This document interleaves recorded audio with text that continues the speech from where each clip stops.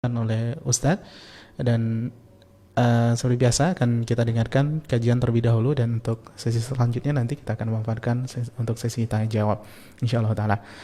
Kita akan sapa Ustadz terlebih dahulu, ikhwatal Islam, sahabat Hidayah, sahabat Asil TV, sahabat Rifkon TV dan teman-teman media atau sahabat-sahabat media lainnya yang ikut serta menyiarkan atau menyebarkan dakwah di kesempatan pagi yang berbahagia ini. Assalamualaikum warahmatullahi wabarakatuh, Ustaz. Waalaikumsalam warahmatullahi wabarakatuh. Kaifa haluk, Ustaz? Khair, Ustaz?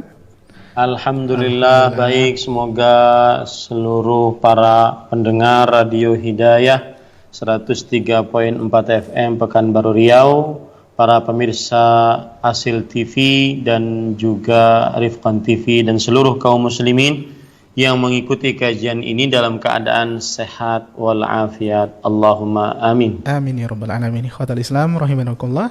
Dan kita ucapkan juga demikian kepada Ustaz, semoga Ustaz dan keluarga juga dalam keadaan sehat walafiat. Amin ya rabbal alamin.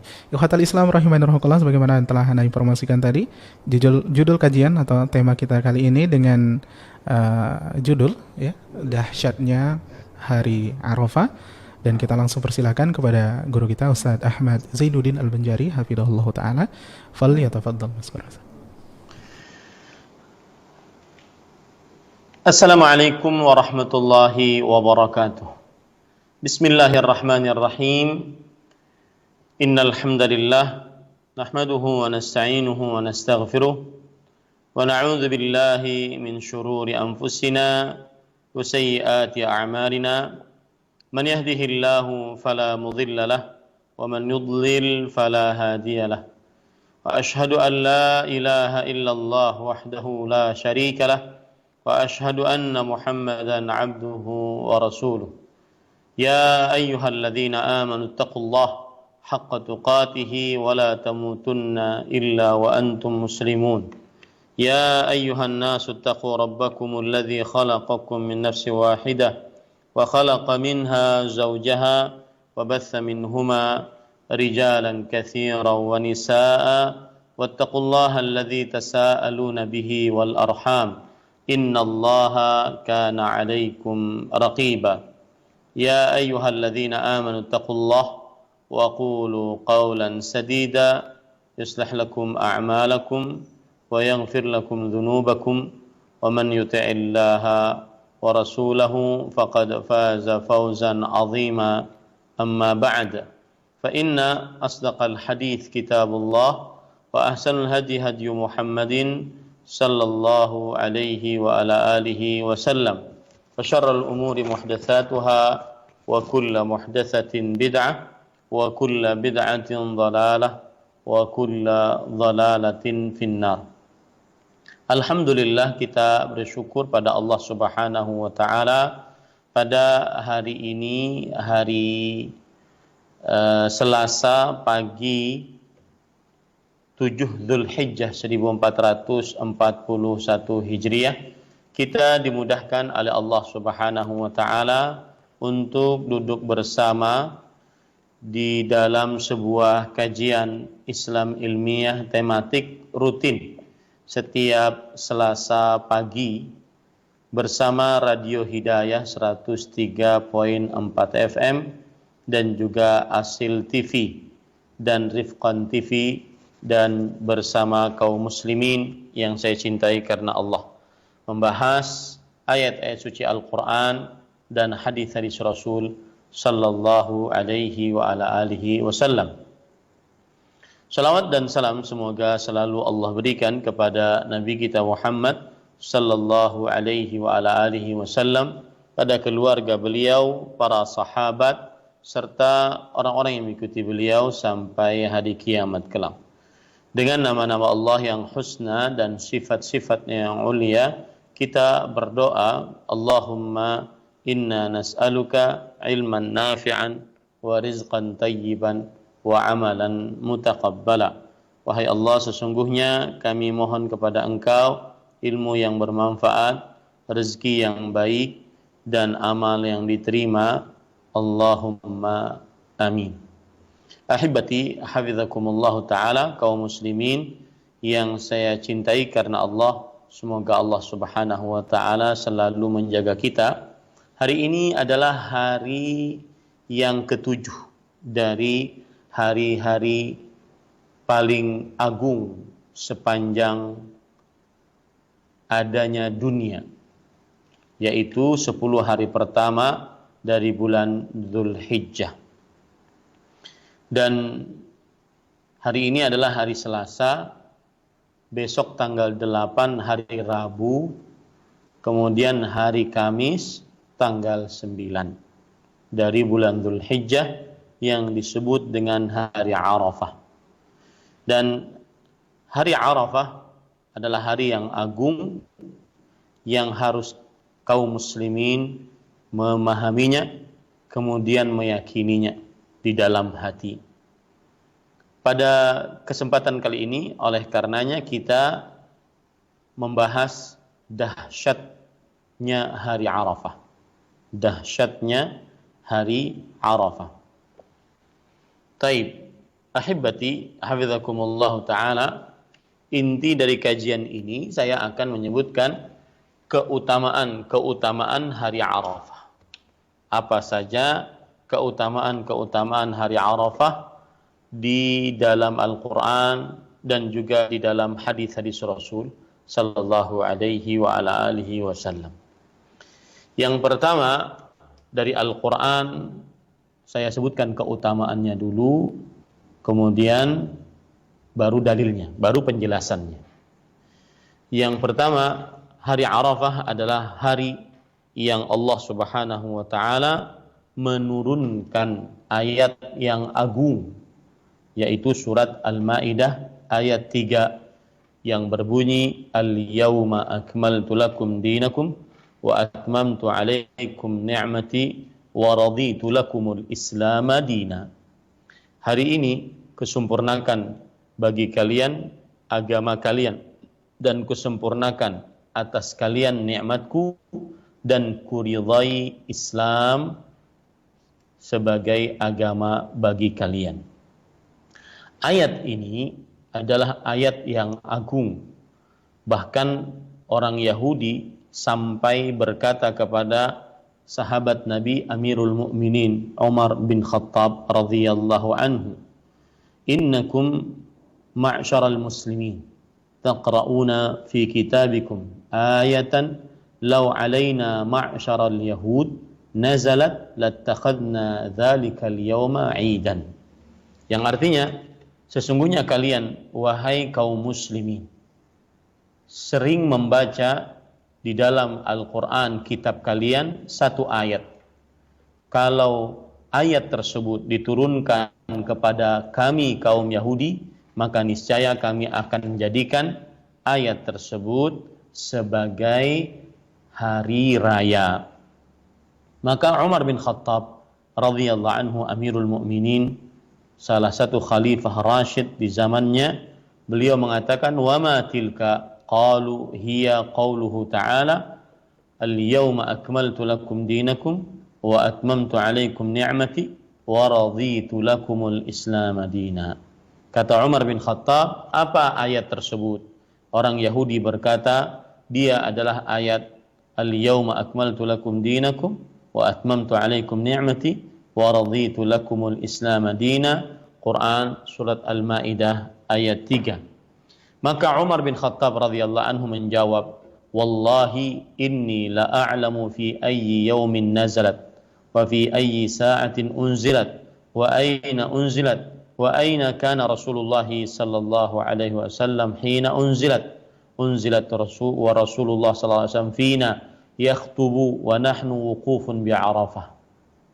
Demi Allah, kata Umar bin Khattab, sesungguhnya aku sangat mengetahui pada hari apa ayat tersebut diturunkan dan pada waktu apa ayat tersebut diturunkan dan di mana ayat tersebut diturunkan dan di mana saat itu Rasulullah sallallahu alaihi wasallam berada ketika ayat tersebut diturunkan.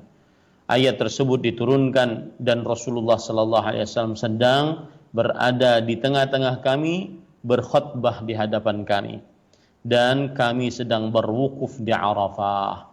Ini menunjukkan, ahibati, hafizakumullahu taala bahwasanya ayat tersebut adalah ayat yang agung dan ini menunjukkan keagungan hari Arafah.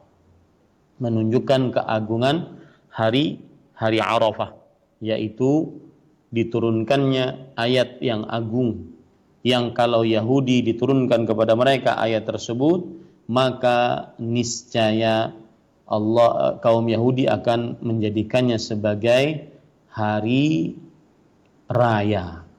Itu keutamaan pertama dari hari Arafah. Dahsyatnya hari Arafah yang kedua, hari Arafah adalah hari yang Allah Subhanahu wa taala bersumpah dengannya. Wallahu azim la yuqsimu illa bi'azim. Dan Allah Subhanahu wa taala Maha Agung. Allah tidak akan bersumpah kecuali dengan yang agung. Maka ini menunjukkan dahsyatnya, agungnya hari Arafah. Allah berfirman dalam surat Al-Buruj ayat 3, wa syahidin wa mashhud, yang artinya dan dia adalah hari yang disaksikan dan hari yang menyaksikan.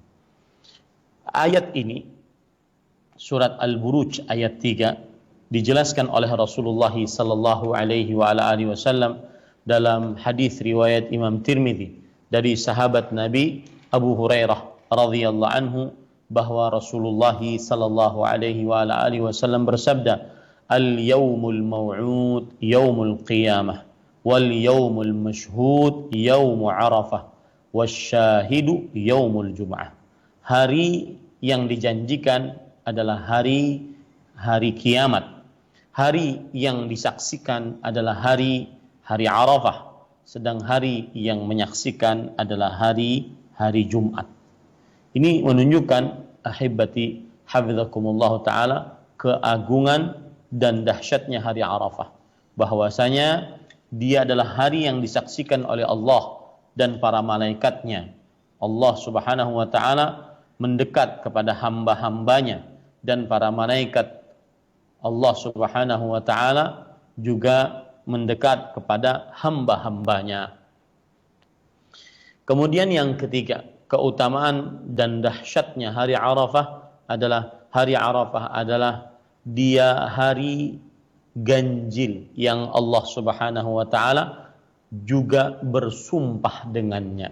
Hari Arafah adalah hari ganjil yang Allah Subhanahu wa taala bersumpah dengannya.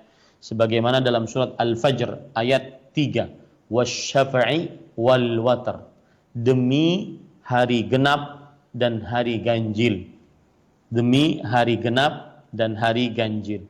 Ahli tafsir di generasi sahabat Nabi Abdullah bin Abbas radhiyallahu anhuma, beliau mengatakan asy-syaf'u yaumal adha wal witru yaumu arafah.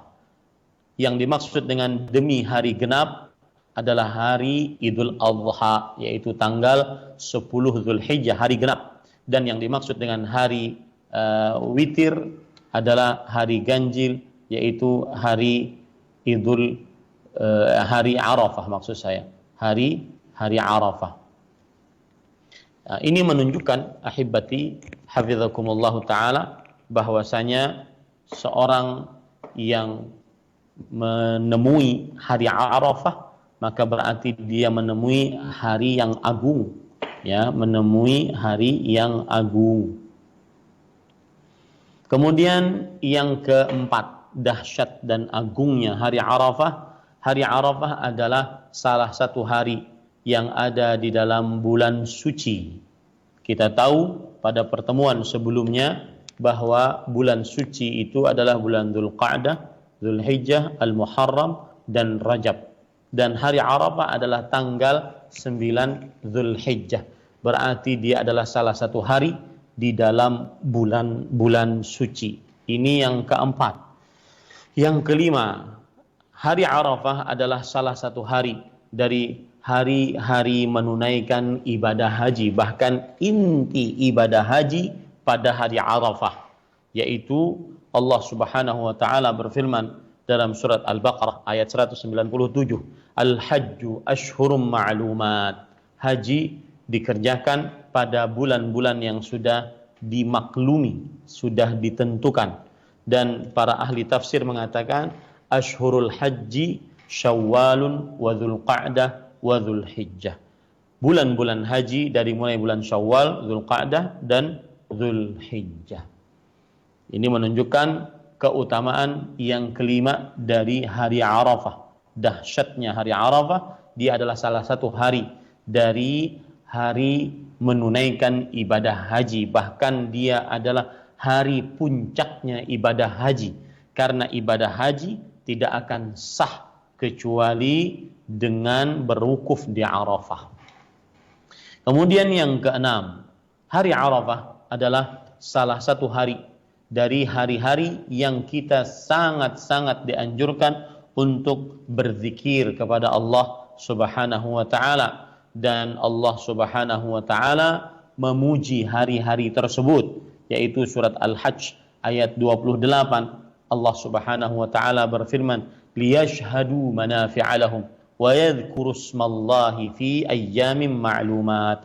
Hendaknya mereka menyaksikan manfaat-manfaat bagi mereka dan berzikir kepada Allah Subhanahu wa taala pada hari-hari yang sudah dimaklumi. Abdullah bin Abbas radhiyallahu anhuma menafsiri hari-hari yang sudah dimaklumi pada surat Al-Hajj ayat 28. Kata beliau, al-ayyamul ma'lumat asyru dzulhijjah. Hari-hari yang sudah dimaklumi adalah hari-hari yang dimasukkan di dalam 10 hari pertama dari bulan Dzulhijjah. Nah, ini menunjukkan ahibati hafizakumullahu taala, termasuk daripada hari Arafah adalah hari yang paling agung. Itu adalah yang keenam dari Al-Quran, keagungan dan dahsyatnya hari Arafah. Yang ketujuh, hari Arafah adalah salah satu hari dari 10 hari yang Allah Subhanahu wa taala bersumpah dengannya. Dan kita sudah sebutkan tadi, Allahu azim wa la yuqsimu illa bi'azim. Allah itu maha agung dan tidak bersumpah kecuali dengan yang agung. Maka ketika Allah menyebutkan walayalin ashar, demi 10 malam, ya, demi 10 malam, maksudnya 10 malam pertama bulan Dzulhijjah, 10 hari pertama bulan Dzulhijjah. Abdullah bin Abbas radhiyallahu anhuma menafsiri ayat ini, surat Al-Fajr ayat 2, innaha asyru Dzulhijjah. Qala Ibnu Katsir huwa sahih. Artinya 10 hari pertama bulan, demi 10 hari pertama, yang dimaksud adalah 10 hari pertama bulan Dzulhijjah. Dan pendapat ini disahihkan oleh Imam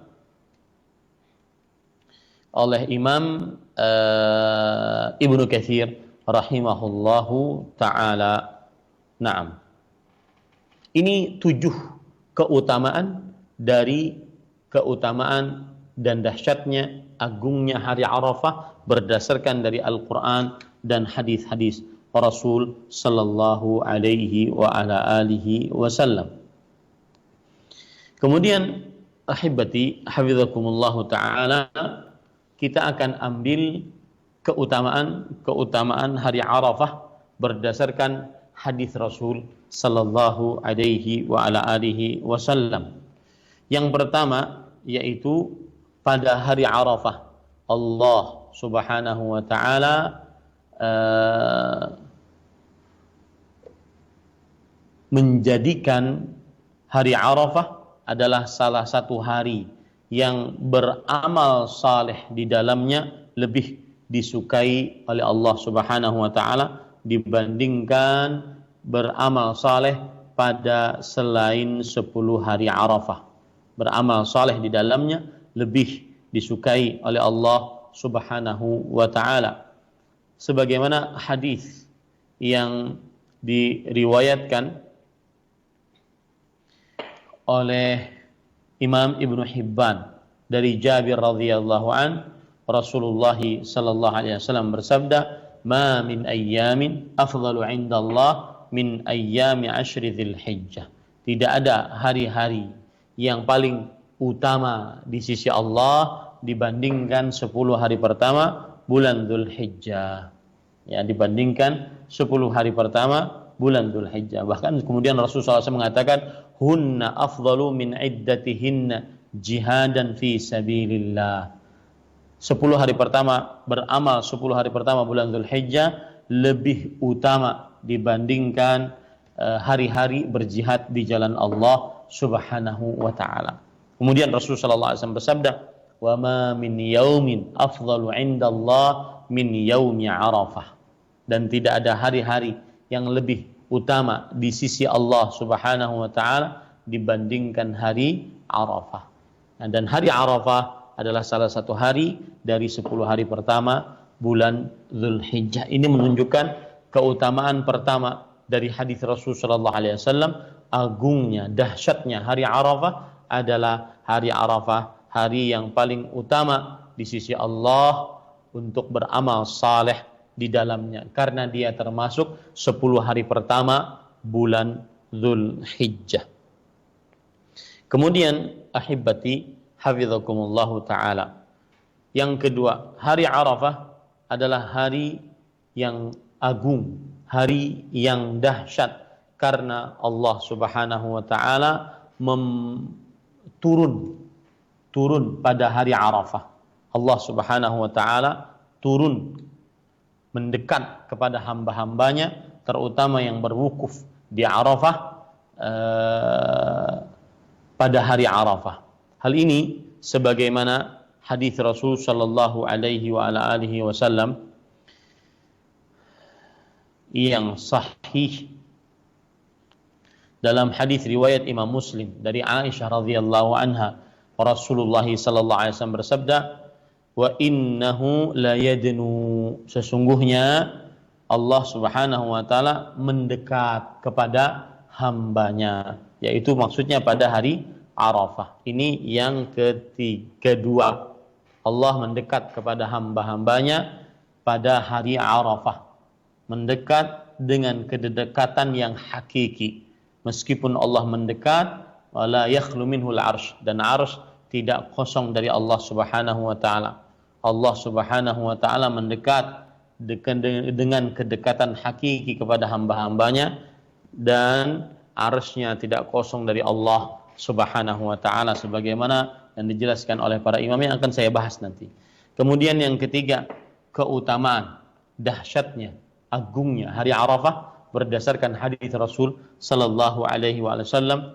Ada hari Arafah adalah hari yang paling banyak Rasulullah, Allah Subhanahu wa taala memerdekakan hambanya dari hari Arafah. Allah adalah hari yang paling banyak Allah Subhanahu wa taala memerdekakan hambanya dari hari Arafah. Hal ini berdasarkan hadis riwayat Imam Muslim, memerdekakan hambanya dari api neraka maksud saya. Hal ini berdasarkan hadis riwayat Imam Muslim dari Aisyah radhiyallahu anha, Rasulullah sallallahu alaihi wasallam bersabda, "Ma min yaumin aktsara min an yu'tiqallahu fihi 'abdan minan nar min yaumi Arafah." Tidak ada hari lebih banyak Allah Subhanahu wa taala memerdekakan hambanya di dalamnya dari api neraka dibandingkan hari Arafah. Allah paling banyak memerdekakan hamba-hambanya dari api neraka di hari Arafah. Timbul pertanyaan, apa yang dimaksud dengan memerdekakan hambanya dari hari Arafah? Maksudnya adalah diampuni dosa-dosa hamba di hari Arafah. Ini satu. Yang kedua, dituliskan oleh Allah Subhanahu wa taala hamba-hamba tersebut di dalam surganya Allah Subhanahu wa taala dan dijauhkan dari api nerakanya Allah Subhanahu wa taala. Ini yang ketiga, keutamaan hari Arafah. Yang keempat, Allah Subhanahu wa taala membanggakan hamba-hambanya di hadapan para malaikat pada hari Arafah. Allah Subhanahu wa taala membanggakan hamba-hambanya pada hari Arafah di hadapan para malaikat. Rasulullah sallallahu alaihi wasallam bersabda, "Tsumma yubahi bihimul malaikah fayaqulu ma arada haula."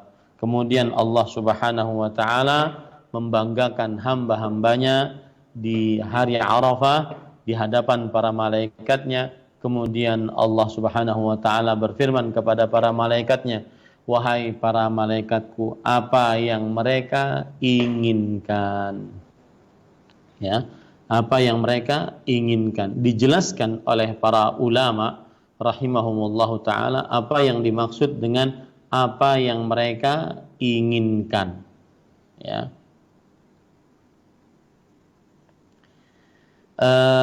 Ahibati hafizakumullahu taala,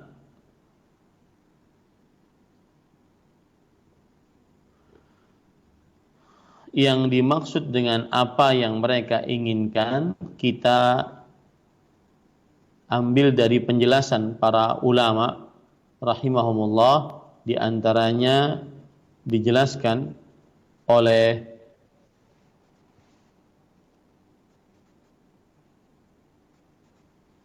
para ulama seperti Imam Nawawi rahimahullahu taala, ayyu syai'in arada haula haitsu taraku ahlahum wa awtanahum wa sarafu amwalahum. Artinya, apa saja yang diinginkan oleh hamba-hamba tersebut ketika berwukuf di Arafah, yang mana mereka telah meninggalkan keluarga mereka, negara mereka, kemudian mengeluarkan harta mereka, wa at'abu abdanahum, kemudian menyapekkan badan-badan mereka,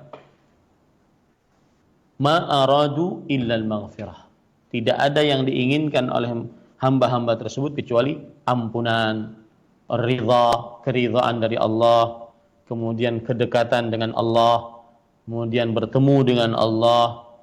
Ini yang dimaksud dengan kata-kata ma arada haula, apa yang diinginkan oleh Allah, apa yang diinginkan oleh para malaikat, para hamba-hamba tersebut. Artinya mereka apa saja yang diinginkan maka mereka akan mendapatkannya.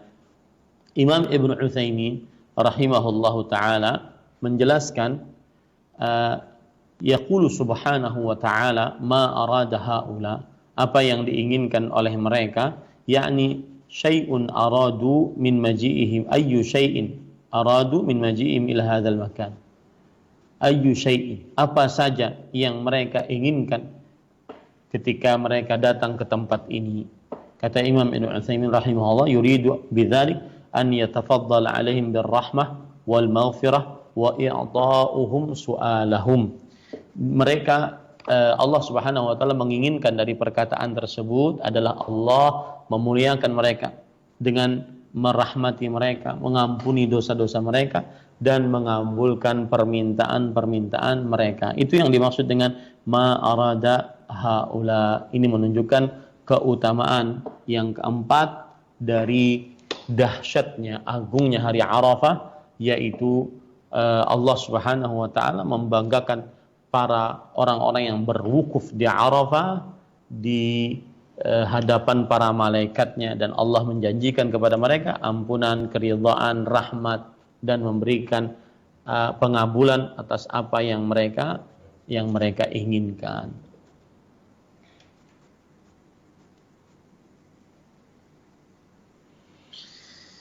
Naam, ahibati hafizakumullahu taala,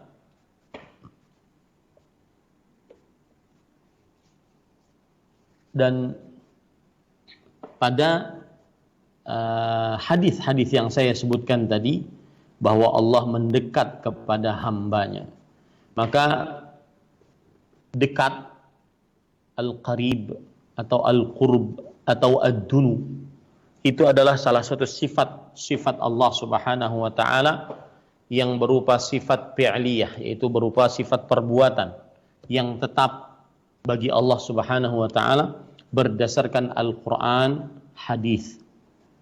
Dan Al-Qarib adalah salah satu nama dari nama-nama Allah yang husna. Dalil dari Al-Qur'an tentang dekatnya Allah Subhanahu wa taala, surat Al-Baqarah ayat 186, wa idza sa'alaka ibadi anni fa inni qarib. Dan jika hamba-hambaku bertanya kepadaku tentang aku, maka sesungguhnya aku dekat. Ini menunjukkan sifat dekat bagi Allah Subhanahu wa taala tetap. Dan kemudian Allah berfirman juga dalam surat Hud ayat 61, fastaghfiruhu thumma tubu ilaih inna rabbi qaribum mujib. Beristighfarlah kalian kepadanya dan bertaubatlah kepadanya. Sesungguhnya Rabbku maha dekat dan maha mengabulkan. Ini menunjukkan bahwasanya Allah itu mempunyai sifat dekat. Dan dekat adalah sifat fi'liyah dzatiyah, sifat perbuatan Allah yang ada pada diri Allah Subhanahu wa taala. Kemudian juga berdasarkan hadis riwayat Bukhari dan Muslim dari Abu Hurairah radhiyallahu anhu dan Abu Dzar radhiyallahu anhu, "Man taqarraba minni shibran taqarrabtu minhu dhira'an." Siapa yang mendekatkan dirinya kepadaku dariku satu jengkal, maka niscaya aku akan dekatkan dirinya satu hasta. Ya, "Wa man taqarraba minni dhira'an taqarrabtu minhu ba'an." Kalau seandainya siapa yang mendekatkan dirinya dariku satu hasta, maka aku akan mendekatkan dirinya 2 kali hasta. Ini menunjukkan Allah sifat dekat tetap bagi Allah Subhanahu wa taala. Begitu juga dalam hadis yang diriwayatkan oleh Imam Muslim dari sahabat Nabi Abu Musa Al-Asy'ari radhiyallahu an, Rasulullah sallallahu alaihi wasallam bersabda, "Innal ladzina tad'una aqrabu ila ahadikum min 'idqi rahilatihi." Sesungguhnya zat yang kalian berdoa kepadanya lebih dekat kepada salah seorang daripada kalian dibandingkan leher hewan tunggangan seseorang dari kalian. Maksudnya Allah itu dekat. Ini juga hadis menunjukkan sifat dekatnya Allah Subhanahu wa taala. Begitu juga hadis Aisyah tentang hari Arafah yang sudah kita sebutkan tadi, bahwa Allah Subhanahu wa taala innahu la yadnu, sesungguhnya Allah mendekat, ya. Dan ahlus sunnah wal jamaah dari para sahabat, para tabi'in, para tabi'ut tabi'in dan ahli hadis meyakini bahwa Allah Subhanahu wa taala dekat dari hambanya haqiqatan kama yaliqu bi jalalihi wa 'azamatihi, yaitu dekat dari hambanya secara hakiki sebagaimana kemuliaan dan keagungan Allah Subhanahu wa taala. Meskipun Allah beristiwa di atas arsy, Allah dekat dengan hambanya. Dan Allah ba'in an min khalqihi, Allah terpisah dari makhluknya. Wa annahu yataqarrabu ilaihim haqiqatan, dan Allah Subhanahu wa taala mendekat kepada hambanya secara hakiki. Dan wa yadnu minhu haqiqatan, dan dekat kepada hambanya secara hakiki. Akan tetapi ahlu sunnah wal jamaah dari para salafus salih, para sahabat, para tabi'in, para tabi'un tabi'in, la yufassiruna kulla qurbin warada lafzuhu fil Qur'ani was sunnah bil qurbil haqiqi.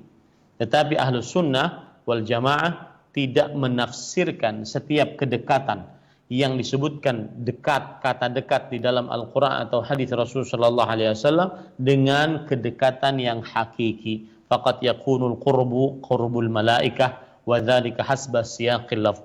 Dan kadang-kadang kedekatan itu adalah kedekatan para malaikat, dan itu sesuai dengan redaksi, ya, sesuai dengan redaksi yang ada pada ayat atau pada hadis Rasul sallallahu alaihi wa ala alihi wasallam. Lihat, perhatikan perkataan Syekhul Islam Ibnu Taimiyah dalam kitab Majmu'ul Fatawa, wa amma dunuwuhu wa taqarrubuhu min ba'di ibadihi fahadha yuthbituhu man yuthbitu qiyam al-af'al al-ikhtiyariyah bi nafsihi wa maji'uhu yawm al-qiyamah wa nuzuluhu wa istiwa'uhu 'ala al-'arsh, wa hadha madhhabu a'immatus salaf, madhhabu a'immatis salaf wa a'immatil islam al-mashhurin wa ahli al-hadith wan naql anhum bidzalika mutawatir. Perhatikan baik-baik. Ini lagi ramai masalah bahwa Allah Subhanahu wa taala kalau Allah turun ke langit dunia, maka ini tidak rasional. Kalau Allah Subhanahu wa taala beristiwa di atas arsy, maka ini tidak rasional. Kalau Allah mempunyai wajah, maka nanti wajahnya seperti Angry Bird. Ya, hati-hati para ikhwan yang dirahmati oleh Allah. Ini penyimpangan akidah besar.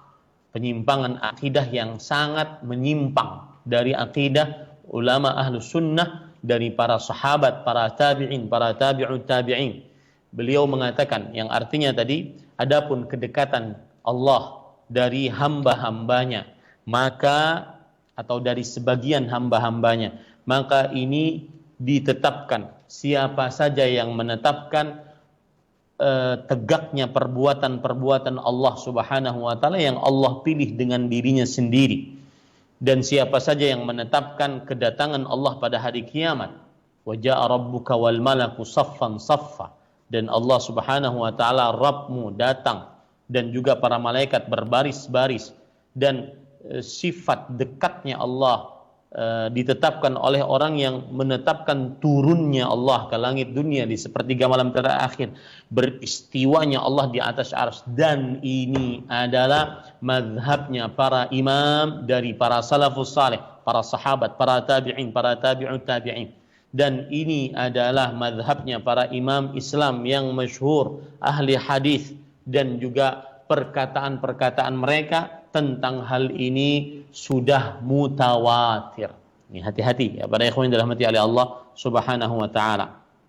Maka silahkan yang mengatakan bahwasanya Allah itu turun ke langit dunia tidak rasional, silahkan datangkan itu dari perkataan Nabi, datangkan itu dari para sahabat Nabi, datangkan pernyataan tersebut dari para tabi'in, para tabi'ut tabi'in, para imam yang empat.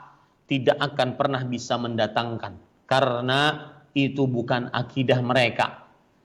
Keyakinan bahwasanya Allah turun ke langit dunia, Allah Subhanahu wa taala turun ke langit dunia dengan turun yang hakiki sesuai dengan keagungan dan kemuliaan Allah Subhanahu wa taala, dan Allah Subhanahu wa taala juga beristiwa di atas arsy, dan mereka mengatakan keyakinan ini tidak rasional. Maka siapa yang mengatakan demikian, silahkan keyakinan Anda datangkan dengan keyakinan Rasulullah SAW, para sahabat, para tabi'in, para tabi'ut tabi'in, imam yang empat. Adakah nukilan mereka seperti nukilan Anda?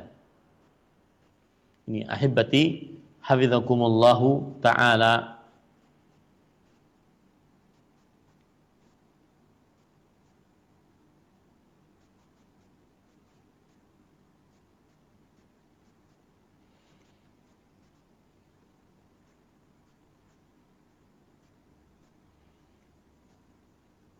Lihat lagi perkataan yang disebutkan oleh Al-Imam Al-Fudail bin Iyad, Imamut Tabi'in, ya, Imamut Tabi'in.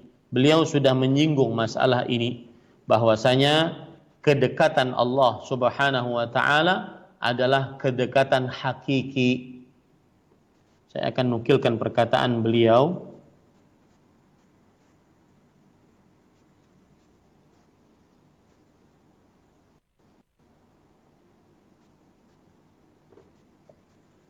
Sebentar.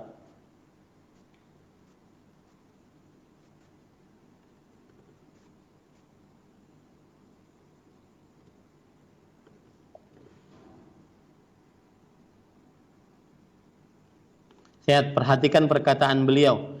Disebutkan perkataan ini dalam kitab Dar'u Ta'arudil Aqli wan Naql. Perhatikan. Qala Al-Fudail bin Iyad rahimahullahu ta'ala, laisa lana an natawahhama fillah kaif wa kaif.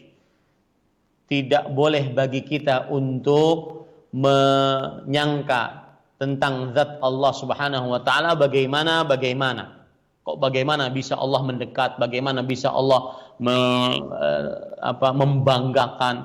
Li'anna Allah wasafa nafsahu fa ablagh faqala qul huwallahu ahad Allahus samad lam yalid wa lam yulad wa lam yakul lahu kufuwan ahad. Karena Allah mensifati dirinya, Allah sendiri yang mensifati dirinya, dan Allah mengangkat dirinya dalam hal ini, seperti dalam surat Al-Ikhlas, katakanlah wahai Muhammad sallallahu alaihi wasallam, dialah Allah yang maha tunggal, Allah yang seluruh makhluk bersandar kepadanya, tidak melahirkan, tidak dilahirkan, dan tidak ada seorang pun yang semisal dengannya.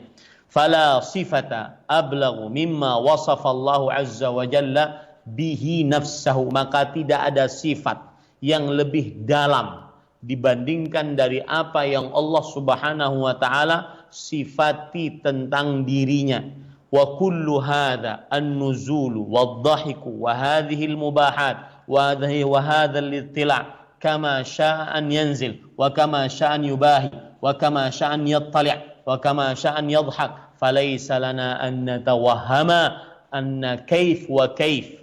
Maka setiap sifat ini, baik sifat turun, sifat tertawa, sifat membanggakan, sifat menilik, sebagaimana Allah berkehendak untuk turun, sebagaimana Allah Subhanahu wa taala berkehendak untuk membanggakan, sebagaimana Allah Subhanahu wa taala berkehendak untuk melihat, sebagaimana Allah Subhanahu wa taala berkehendak untuk tertawa, maka tidak boleh bagi kita an-natawahham, tidak boleh bagi kita untuk menyangka-nyangka bagaimana Allah mempunyai wajah, bagaimana wajah Allah ini seperti Tuhan seperti Angry Bird. Berarti ini berarti dia menyangka-nyangka tentang Allah, sudah memisalkan Allah dengan makhluknya. Makanya kemudian beliau mengatakan perkataan yang sangat luar biasa. Perhatikan, wa idza qala lakal jahmiyyu ana akfuru bi rabbin yanzilu min makanih. Jika seorang yang mengikuti pendapatnya Jahm bin Safwan yang mengatakan Allah tidak mempunyai sifat sama sekali, Allah tidak di atas, tidak di bawah, tidak di kanan, tidak di kiri, tidak di depan, tidak di belakang, tidak di dalam, tidak di luar, berarti Allah tidak ada menurut orang Jahmi ini. Jika orang Jahmi mengatakan aku kafir dengan Rabb yang turun dari tempatnya, maka kata Al-Fudail Ibnu Iyad rahimahullahu ta'ala, faqul anta ana u'min bi Rabbin yaf'alu ma yasha'. Maka engkau ucapkan kepada dia, aku beriman dengan Rabb yang berbuat sekehendaknya. Mau Allah turun, mau Allah naik, mau Allah beristiwa, mau Allah tertawa, mau Allah, ya. Ini para ikhwah, ini keyakinan Al-Fudail bin Iyad, Imam Tabi'in, bukan keyakinan Wahabi. Keyakinan Nabi, para sahabat, para tabi'in, para tabi'ut tabi'in. Makanya saya harap datangkan nukilan-nukilan dari perkataan para ulama salaf, para nabi, para sahabat, para tabi'in, para tabi'ut tabi'in. Imam yang 4 yang mengatakan kalau Allah turun ke langit dunia itu tidak rasional. Ya. Kalau Allah mempunyai wajah, itu wajahnya seperti wajah Angry Bird. Datangkan perkataan itu, datangkan nukilan-nukilan.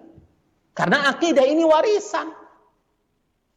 Dari mulai Nabi diwariskan kepada para sahabat, para tabi'in, para tabi'ut tabi'in. Akidah ini warisan. Tidak akan berubah sampai hari kiamat. La tazalu ta'ifah min ummati zahirina 'alal haqq. La yadhurruhum man khadhalahum wala man khalafahum hatta ya'ti amrullah wa hum 'ala dhalik. Masih akan ada sekelompok umatku yang memperjuangkan kebenaran. Di antara kebenaran yang paling benar, yang paling agung adalah tentang zat Allah, akidah tentang Allah Jalla fi'ula, yang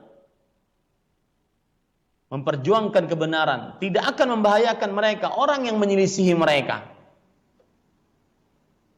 Sampai dan mereka akan tetap seperti itu sampai datang perkara Allah Subhanahu wa taala, itu hari kiamat. Jadi akidah ini warisan.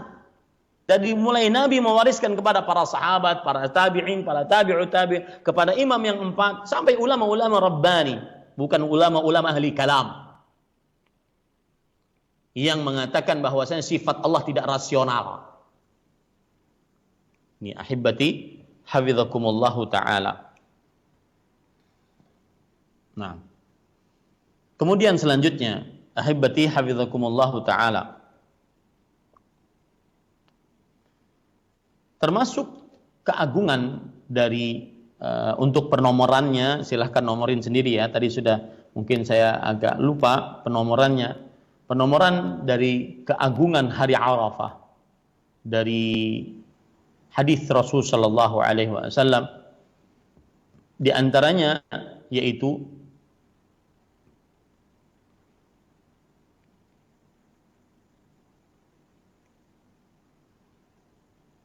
Tadi sudah saya sebutkan bahwasanya hari yang paling banyak Allah Subhanahu wa taala memerdekakan hambanya adalah di hari Arafah, dari neraka adalah di hari Arafah.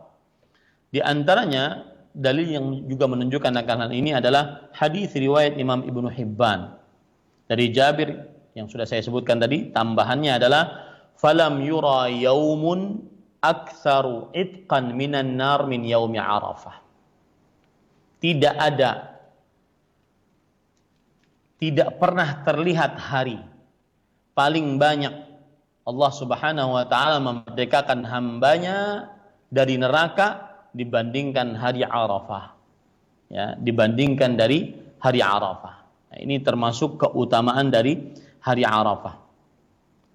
Kemudian keutamaan hari Arafah yang lain, dahsyatnya, agungnya hari Arafah, dia adalah hari yang paling terbaik untuk berdoa. Bahkan sebagian ulama mengatakan doa di hari Arafah bukan hanya bagi orang-orang yang berwukuf di Arafah.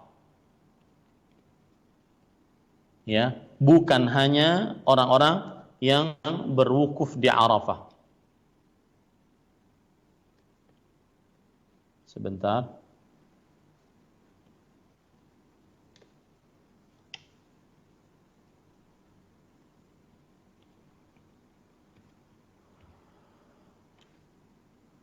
Apa hukum berdoa bagi orang yang tidak berhaji pada hari Arafah? Perhatikan perkataan-perkataan para ulama yang akan saya bacakan pada kesempatan kali ini.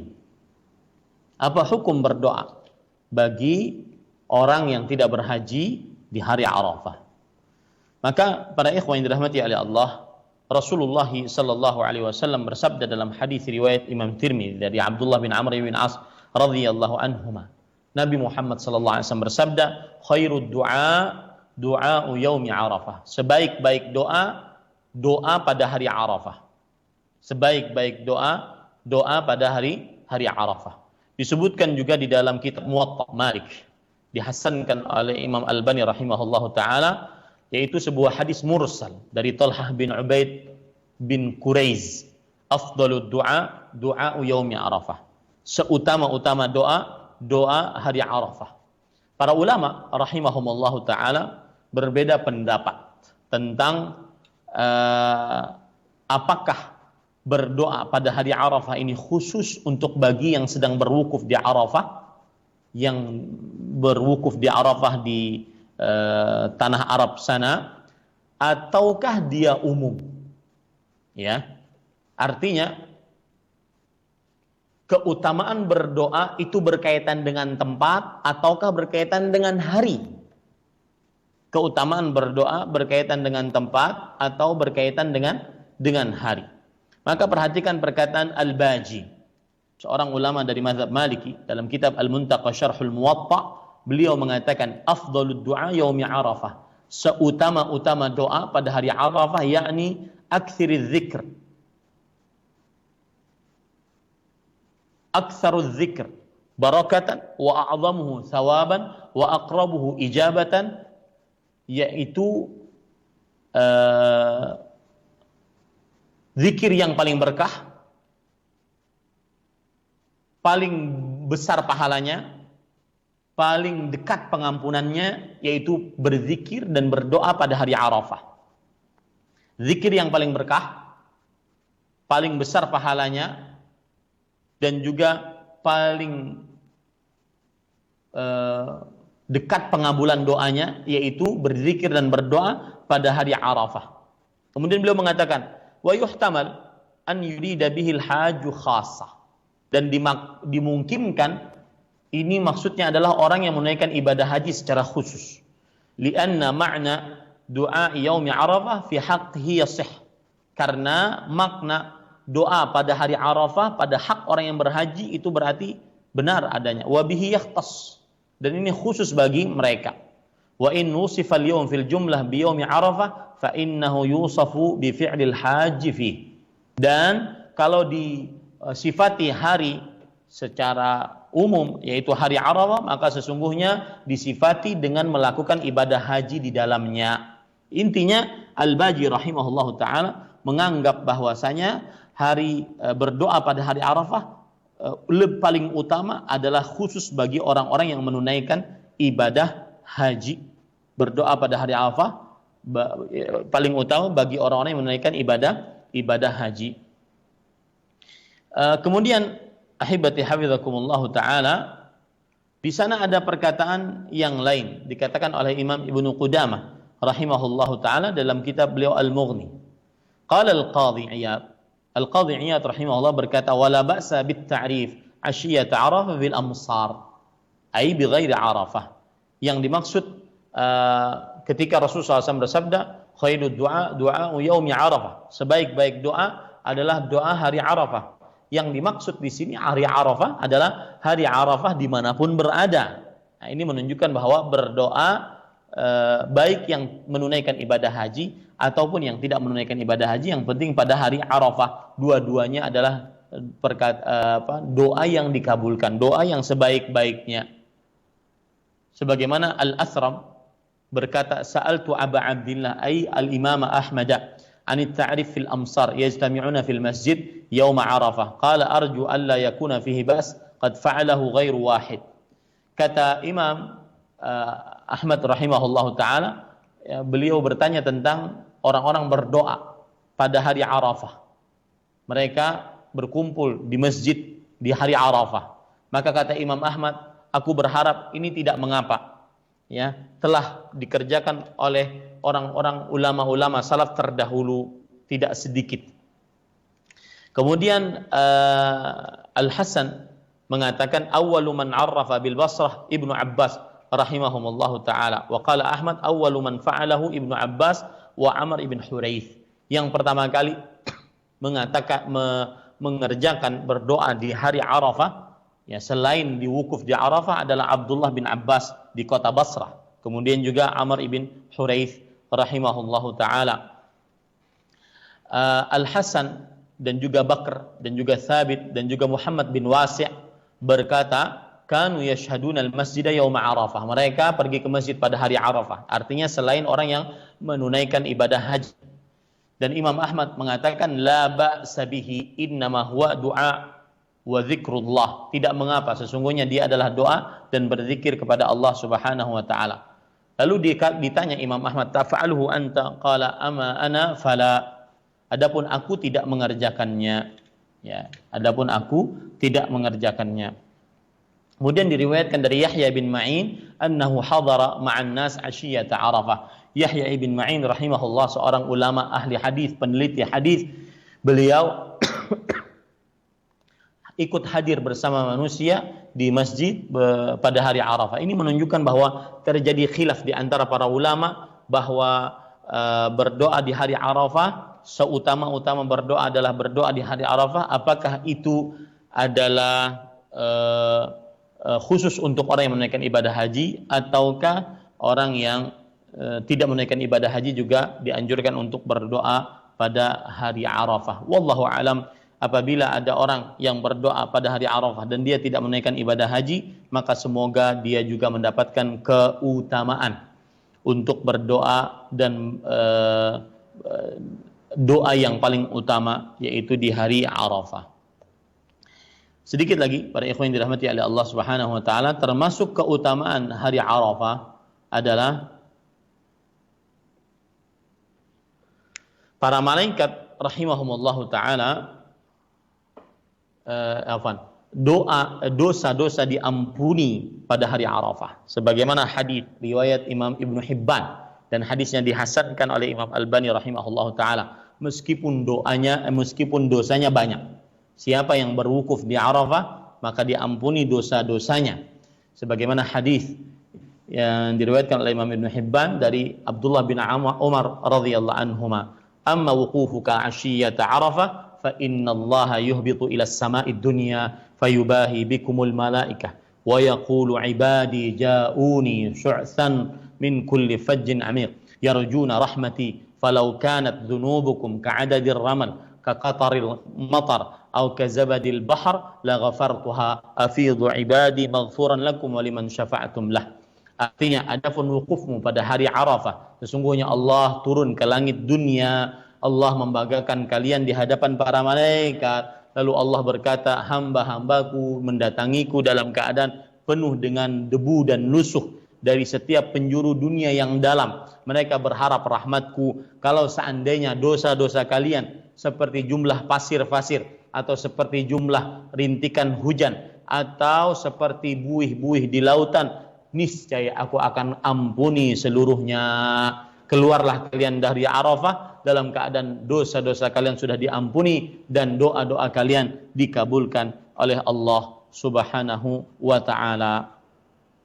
Kemudian ada hadis yang ahibati hafizakumullah taala yang menunjukkan keagungan hari Arafah, dan ini yang terakhir, yaitu orang-orang yang berwukuf di Arafah, maka mereka diampuni dosanya dan juga tanggungan-tanggungannya terhadap manusia. Allahu Akbar.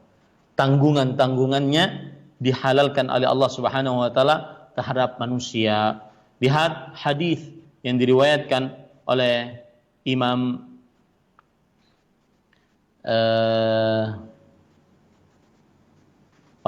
Al-Munziri dalam kitab At-Targhib wa Tarhib, ya, dan hadisnya disahihkan oleh Imam Al-Albani rahimahullahu taala dari sahabat Nabi Anas bin Malik radhiyallahu anhu. Beliau bercerita, waqafa an-nabiy sallallahu alaihi wasallam bi Arafat. Nabi Muhammad sallallahu alaihi wasallam berwukuf di Arafah. Waqad kadatis syams an ta'ub, dan hampir saja matahari mau terbenam. Jadi waktu asar ini waktu asar.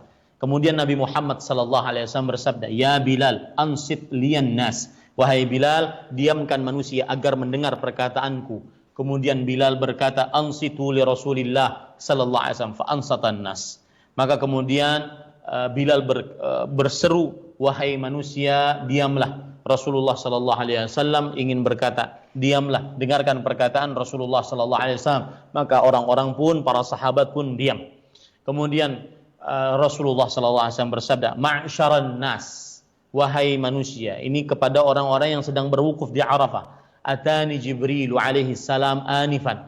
Tadi Jibril alaihi salam mendatangiku, fa aqra'ani min Rabbi as-salam. Maka kemudian beliau membacakan salam untuk kalian dari Rabbku, atau untukku dari Rabbku. Wa qala inna Allah azza wa jalla ghafara li ahli Arafat wa ahli al-Mash'ar wa dhamina anhumut tabi'at. Sesungguhnya Allah Subhanahu wa ta'ala telah mengampuni orang-orang yang berwukuf di Arafah dan orang-orang yang berwukuf di Masy'aril Haram, yaitu di Muzdalifah, dan menjamin atas mereka tabi'at. Tabi'at di sini dijelaskan di dalam kitab An-Nihayah bahwa tabi'at ma yatba'ul mal min nawaibil huquq. Maksudnya adalah hak-hak yang ada pada manusia. Misalkan seseorang berhutang kepada manusia, seseorang mempunyai tanggungan terhadap manusia, gara-gara dia berwukuf di Arafah, maka hak-hak tersebut di hari kiamat diampuni, dibebaskan oleh Allah Subhanahu wa taala. Tetapi bukan berarti ini orang yang berhutang kemudian ketika dia berwukuf di Arafah, pulang dari haji dia tidak bayar hutang. Ini tidak benar. Ya, wallahu a'lam. Nah, ini kira-kira masih ada waktu sekitar 20 menit kita mengambil pertanyaan-pertanyaan. Semoga yang disampaikan bermanfaat. Wa sallallahu nabiyana Muhammad walhamdulillahi rabbil alamin. Naam. Nah, barakallahu fiik wa jazakallahu khairan atas pelajaran yang disampaikan oleh Ustadz berkaitan tentang dahsyatnya maksudnya jasadnya hari Arafah. Yang mudah-mudahan dimudahkan Allah Subhanahu wa taala untuk kita mengamalkan sunnah ini nantinya, dan semoga diberkahi Allah Taala dari ilmu yang telah disampaikan oleh Ustaz. Ikhwatal Islam rahimani rahimakumullah yang dirahmati Allah Taala. Kita memanfaatkan waktu yang ada. Silakan untuk Anda yang ingin bertanya langsung kepada Ustaz. Kami ingatkan untuk telepon di 08117530.000. Untuk pendengar radio silakan dihubung kami atau dicatat nomor 08117530.000 atau pertanyaan pesan singkat dan WhatsApp 081175454444. Aduh pemirsa yang menyimak kita melalui televisi dan streaming video, silakan melihat nomor yang telah tertera di layar kaca antum dan semuanya. Kita akan angkat pertanyaan pertama, silakan ikhwatal Islam yang telah menghubungi kita. Halo, assalamualaikum. Waalaikumsalam warahmatullahi wabarakatuh, Abu. Dengan siapa di mana, Pak? Dengan Pak Amin di Bangkinang Riau. Dengan Bapak Amin di Bangkinang Riau, silakan. Assalamualaikum Pak Ustaz. Waalaikumsalam warahmatullahi wabarakatuh. Silakan Pak Amin. Iya. Bagaimana Ustaz orang yang sudah ada niatan ke tanah suci tahun ini, tetapi karena ada hal-hal yang tidak dapat kita elakkan, maka mereka terhalang untuk pergi. Tetapi niatnya mereka sudah ada. Apakah mereka tidak termasuk orang-orang yang kedekatannya kepada Allah pada hari itu sudah dijamin oleh Allah kedekatannya kepada niat mereka? Itu aja pertanyaan saja, Ustaz. Jazakallahu khairan, syukran katsiran. Assalamualaikum warahmatullahi wabarakatuh. Waalaikumsalam warahmatullahi wabarakatuh. Maka bagi yang sudah seharusnya dia berhaji tahun ini, tetapi karena pandemi COVID-19 akhirnya tertahan, maka kita ucapkan qadarullah wa ma syaa fa'al. Inilah takdir Allah dan Allah berkehendak berbuat sekehendaknya. Kemudian saya harap bersabar atas takdir Allah Subhanahu wa taala. Dan bagi siapa yang sudah berniat kemudian tertahan, maka ingatlah selalu hadis Rasul sallallahu alaihi wasallam riwayat Bukhari dan Muslim dari Abdullah bin Abbas radhiyallahu anhuma, Rasulullah sallallahu alaihi wasallam bersabda, meriwayatkan dari Allah Subhanahu wa taala, Allah berfirman, Innallaha katabal hasanati was sayyi'at. Sesungguhnya Allah telah menulis kebaikan-kebaikan dan keburukan-keburukan. Tsumma bayyana dzalik. Kemudian Allah Subhanahu wa taala menjelaskan akan hal itu. Faman hamma bihasanah falam ya'malha katabahallahu 'indahu hasanatan kamilah. Siapa yang sudah bertekad untuk mengerjakan sebuah amal baik lalu dia tidak mengerjakannya, maka niscaya Allah Subhanahu wa taala akan menuliskan di sisinya pahala yang sempurna. Pahala yang sempurna. Maka saya yakin sekali tanpa ada keraguan sedikit pun, siapa yang sudah berniat haji, kemudian karena pandemi COVID-19 tidak bisa menunaikan ibadah haji tahun ini, maka dia sudah dianggap mendapatkan pahala yang sempurna dari Allah Subhanahu wa taala, haji yang mabrur dari Allah Subhanahu wa taala.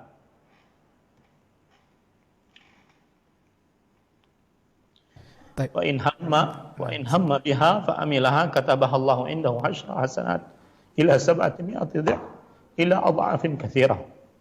Dan apabila dia bertekad untuk mengerjakannya lalu dia dapat mengerjakannya, Allah Subhanahu wa taala tuliskan untuknya di sisinya 10 kebaikan sampai Allah lipatkan 700 kebaikan sampai Allah lipatkan berlipat-lipat tanpa batas.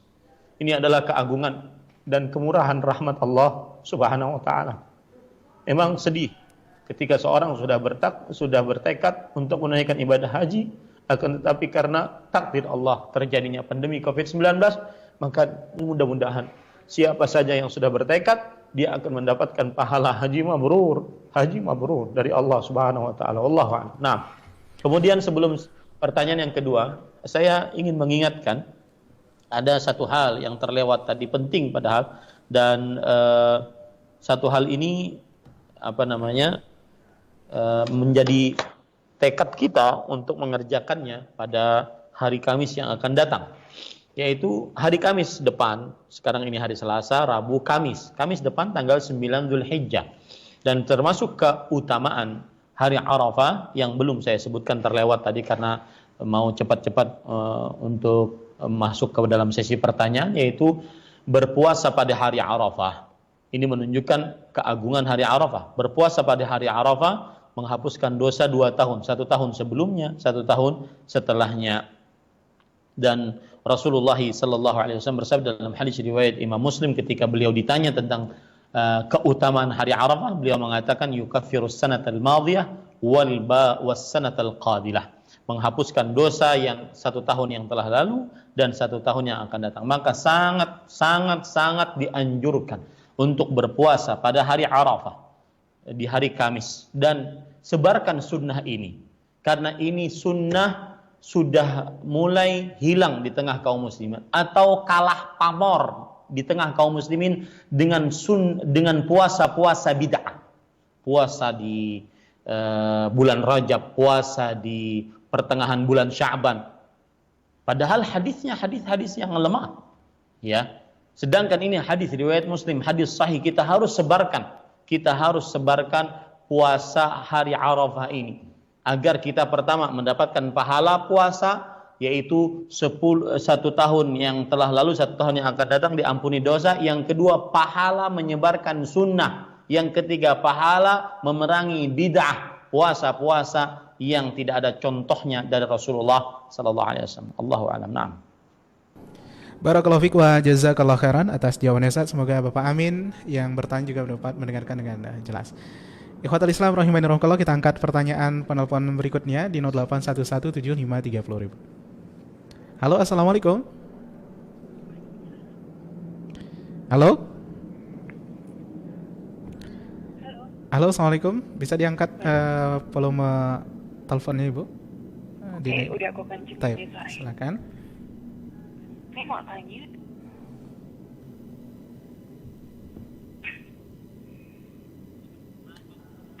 Halo. Halo. Silakan Ibu. Oh ya, saya mau bertanya nih tadi, kalau yang cirinya haji yang mabrur itu seperti apa?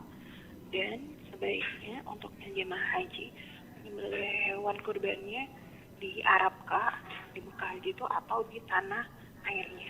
Ya, kita Untuk yang gimana Ibu? Bisa diulangi yang pertama tadi? Yang pertama, cirinya haji mabrur itu. Ciri-ciri haji mabrur itu seperti apa? Dan kedua, Ya, sembelihan kurbannya apakah jemaah haji itu sebaiknya di Arab kah? Kan biasanya dikoordinir sama travelnya, atau sebaiknya di tanah airnya masing-masing, karena kalau tanah airnya masing-masing kan masih banyak yang kekurangan ya. Gitu. Itu aja sih. Taib. Oke, Baik. terima kasih ya. Assalamualaikum. Pertanyaannya mohon diulang. Pertanyaan yang pertama, Ustadz, ciri-ciri haji yang mabrur itu seperti apa, Ustadz? Yang kedua, ketika di jamaah haji itu kan kurbannya itu apakah dilaksanakan di penyembelihannya di Arab Saudi atau di Indonesia? Kan kita lihat di negeri kita sendiri masih banyak membutuhkan daging kurban tersebut, Ustadz. Ya, bismillah, alhamdulillah, wassalatu wassalamu ala rasulillah. Yang pertama, ciri haji yang mabrur disebutkan oleh para ulama, di antaranya Imam An-Nawawi rahimahullah. Beliau mengatakan, al-hajjul mabrur al-hajjul ladzi la yukhalituhu fihi ithmun. Haji yang mabrur adalah haji yang tidak ada tercampur di dalamnya satu dosa pun. Ya. Haji yang tidak tercampur di dalamnya satu dosa pun. Sebagaimana hadis Rasul sallallahu alaihi wasallam, man hajja falam yarfuth walam yafsuq raja'a kayaumi waladathu ummuh. Barang siapa yang berhaji lalu dia tidak berbuat kefasikan. Kefasikan artinya perbuatan-perbuatan dosa yang keluar dari syariat Islam, dan tidak melakukan perbuatan rafath, yang artinya syahwat-syahwat saat menunaikan ibadah haji, terutama saat berihram, maka dia pulang dalam keadaan diampuni dosa-dosanya, seakan-akan dia seperti lahir pada hari, seakan-akan dia dalam keadaan seperti hari dilahirkannya oleh ibunya. Kayaumi waladatuhum, seperti hari dilahirkan oleh ibunya tanpa dosa. Ini haji yang mabrur. Yang kedua, cirinya adalah seorang yang menunaikan ibadah haji sesuai dengan petunjuk Rasul sallallahu alaihi wasallam. Rasul sallallahu alaihi wasallam bersabda, "Li ta'khudhu anni manasikakum." Berhajilah kalian sebagaimana kalian melihat aku berhaji, ataupun sebagaimana manasik yang aku praktekkan kepada kalian. Kemudian yang ketiga, yaitu berhaji, ciri berhaji yang mabrur adalah haji yang ikhlas, bukan karena riya atau sum'ah. Sebagaimana Allah Subhanahu wa taala berfirman, "Wa atimmul hajja wal umrata lillah." Bersempurnakanlah haji dan umrah hanya untuk Allah Subhanahu wa taala. Ini beberapa ciri haji yang mabrur. Adapun berkurban, bagi yang menunaikan ibadah haji, apakah berkurbannya di Indonesia ataukah berkurbannya di kota Mekah? Maka jawabannya adalah bagi yang menunaikan ibadah haji, maka jika dia menunaikan ibadah haji tamattu atau haji qiran, maka dia diwajibkan untuk menyembelih hewan kambing, satu kambing sebagai hewan hadiyu, bersyukur kepada Allah karena sudah menunaikan ibadah haji dan umroh secara bersamaan atau meniatkan ibadah haji dan umroh secara bersamaan, disebut dengan hewan hadiyu. Dan hewan hadiyu ini berbeda dengan hewan kurban, hewan udhiyah. Maka siapa yang menunaikan ibadah haji, dia juga ingin berkurban, berarti dia memotong dua. Yang pertama hewan hadiyu, yang kedua hewan kurbannya. Nah, apabila dia ingin memotong hewan kurban, maka asal hukumnya dia menyembelihnya di Mekah, karena bisa, agar dia bisa menyembelih sendiri, agar dia bisa memakan daging kurbannya. Tetapi boleh dia memindahkan kurbannya tersebut ke Indonesia kalau seandainya di Indonesia ataupun di daerah lain diperlukan, ya. Jadi itu jawabannya. Perhatikan perbedaan antara hewan hadyu dengan hewan kurban. Allahu a'lam. Naam. Barakallahu fiik wa jazakallahu khairan. Semoga bermanfaat dari jawaban yang disampaikan oleh Ustaz untuk kita semuanya. Kita akan beralih ke pertanyaan dari WhatsApp 081175454444. Ustaz, yang ingin ditanyakan, bagaimana Yaumul Bid bulan ini yang bertemu dengan hari tasyrik, Ustaz? Maksudnya yang pernahnya tanggal 13 yang bertemu dengan hari tasyrik di bulan ini, Ustaz. Ya, bismillah walhamdulillah wassalatu wassalamu ala Rasulillah. Ada hadis yang berkaitan tentang hari-hari putih atau ayyamul bid, yaitu hadis diperintahkan untuk berpuasa pada hari-hari putih tanggal 13, 14, 15. Nah, maka bagi siapa yang ingin berpuasa pada tanggal 13, 14, 15, maka silahkan dia berpuasa, dan itu di setiap bulan. Pada tanggal 13, 14, 15. Siapa yang berpuasa 13, 14, 15, maka seakan-akan shamad dahra kullah. Seakan-akan dia berpuasa selama setahunan penuh. Karena 3 hari setiap bulan berarti satu harinya diganjar 10 hari. Satu harinya diganjar 10 hari, satu harinya diganjar 10 hari.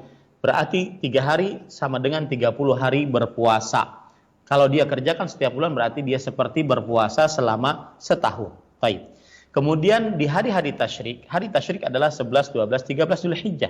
Sedangkan 13 Zulhijjah adalah hari tasyrik, dan hari tasyrik adalah hari makan dan minum. Sebagaimana hadis Rasul sallallahu alaihi wasallam, ayyamu tasyrik yaumu aklin wa syurb. Hari-hari tasyrik hari makan dan minum, dan juga hari Idul Adha, hari makan dan minum.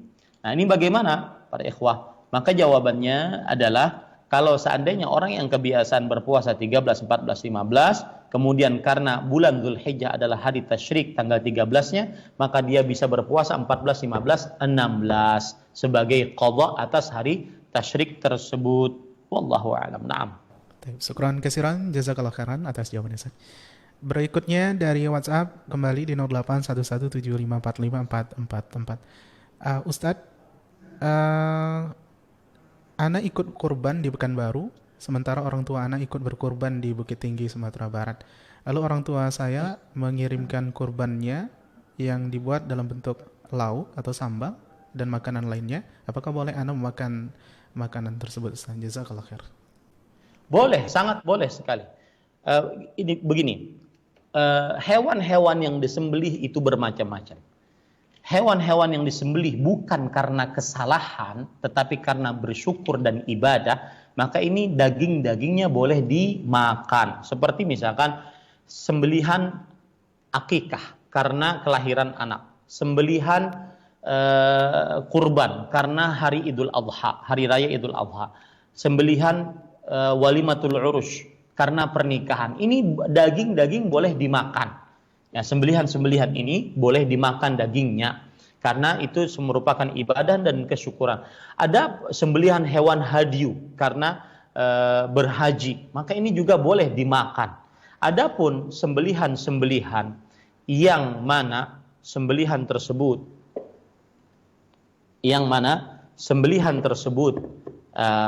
hewan hadyu karena sebuah kesalahan, maka ini tidak boleh dimakan. Seperti misalkan sembelihan karena melanggar larangan-larangan ihram, meninggalkan kewajiban-kewajiban haji, maka ini adalah dia menyembelih hewan karena dam, yaitu karena sebuah kesalahan, maka ini tidak boleh dia ambil dagingnya dan tidak boleh dia makan, dia harus berikan seluruhnya kepada fakir miskin. Atau juga seperti bersetubuh saat ihram sebelum tahallul awal, maka ini adalah menyembelih onta, tidak boleh dia makan sedikit pun dari dagingnya, dia berikan kepada fakir miskin karena dia menyembelihnya sebuah kesalahan. Jadi kalau seandainya Anda mendapatkan daging kurban dari orang tua Anda yang berkurban di Bukit Tinggi Sumatera Barat, maka Anda makan. Kalau perlu juga kirimkan ke Banjarmasin. Wallahu. Jazakallah khairan atas jawabannya Ustaz. Silakan kaum muslimin dan muslimat rahimani rahimakumullah, kita masih ada waktu sekitar berapa menit lagi, 1 atau 2 pertanyaan lagi. Kami buka kesempatan antum yang ingin bertanya langsung kepada Ustaz di 08117530000. Baik, sebenarnya telah ada masuk. Halo, assalamualaikum. Waalaikumsalam. Dengan siapa di mana Ibu? Dengan Mbak Aula di Siantar, mau nanya. Iya, silakan Ibu. Pertanyaannya begini, apakah daging kurban boleh diambil panitia untuk makan siang, panitia beserta tukang jagal, beserta juga masyarakat di situ, sama yang peserta kurban? Itu aja, Ustaz. Nah, baik. Terima kasih Ibu. Jazakallah khair. Jazakallah khair. Silakan. Tidak terdengar jelas. Tidak terdengar jelas. Ustaz. Apakah daging kurban yang disembelih di suatu masjid dapat digunakan Ustaz oleh baik, Anda ulangi. Apakah daging kurban yang disembelih dapat dimakan oleh si penjaga Ustaz? Baik. Atau makan siang oleh panitia? Bismillah, alhamdulillah, wassalatu wassalamu ala rasulullah. Perhatikan baik-baik. Ali bin Abi Thalib radhiyallahu anhu, beliau dipesani oleh Rasulullah SAW, alla u'til jazzara syai'an. Tidak boleh aku memberikan upah kepada tukang jagal sedikit pun. Maka apabila daging kurban tersebut diberikan kepada tukang jagal sebagai upahnya, maka tidak boleh. Tetapi kalau diberikan kepada tukang jagal seperti belayaknya kaum muslimin mendapatkannya, maka ini boleh saja. Itu bedanya. Nah, timbul pertanyaan, kenapa sih Ustaz tidak boleh diberikan sebagai upah kepada tukang jagal? Karena kalau upah itu kan berarti seperti ada jual beli. Seperti jual beli. Kamu jual jasa kamu, saya beli dengan daging kurban. Nah, ini tidak boleh karena Rasulullah SAW bersabda, "Man ba'a udhiyatahu fala udhiyatalah." Siapa yang menjual daging kurbannya maka tidak sah atau tidak ada pahala atas kurbannya. Tidak ada pahala atas kurbannya. Maka kalau seandainya tukang jagal mendapatkan daging kurban bukan sebagai upah, boleh, ya, seperti kaum muslimin lainnya juga mendapatkan daging kurban. Tetapi yang tidak boleh adalah upah. Misalkan saya mau menjagal sapi ini dengan upahan 5 kilo daging kurban, ini tidak boleh. Itu namanya upah, terjadi jual beli terhadap daging kurban. Padahal daging kurban itu sudah diniatkan untuk dikurbankan untuk Allah Subhanahu wa taala. Ini yang bisa saya sampaikan. Setelah ini 5 menit setelah ini saya mau ngajar di kelas. Semoga kita cukupkan apa yang disampaikan tadi menjadi ilmu yang bermanfaat. Kita cukupkan dengan kafaratul majlis. Subhanakallah bihamdika asyhadu an la ilaha illa anta astaghfiruka wa atubu ilaik. Wa sallallahu nabiyana Muhammad walhamdulillahirabbil alamin. Wassalamualaikum warahmatullahi wabarakatuh. Waalaikumsalam warahmatullahi wabarakatuh. Demikian kaum muslimin dan muslimat rahimani